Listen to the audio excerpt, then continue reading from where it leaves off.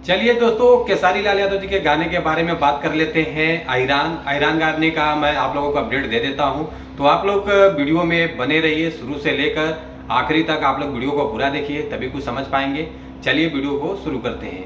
आज हम जिस गाने के बारे में आप लोगों से बात कर रहे हैं, फाइनली ये गाना रिलीज होने जा रहा है। वो आगे बात करेंगे किस चैनल से रिलीज होगा, पहले गाने के बारे में बात कर लेते हैं। गाने का बोल है आयरान, जो कि बहुत काफ़ी अच्छा गाना है, बवाल मचा देने वाला गाना। ये रिकॉर्डिंग हो चुका है, जो कि एक फिल्म का गाना है। फिल्म का नाम है अग्नि परीक्षा, जो कि काफ़ी अच्छी फिल्म बनी हुई है।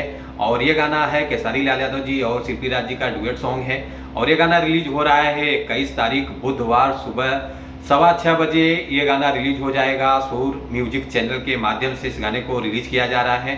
तो आप लोग इस वीडियो को देखने के लिए यहाँ तक सब्सक्राइब कर लीजिए। और ये गाना जरूर आप लोगों को देखने को मिलेगा सूर म्यूजिक के माध्यम से, तो आप लोग जरूर देखिएगा। कल सुबह तैयार हो जाइए, 6:15 बजे गाना सूर म्यूजिक चैनल से रिलीज हो रहा है।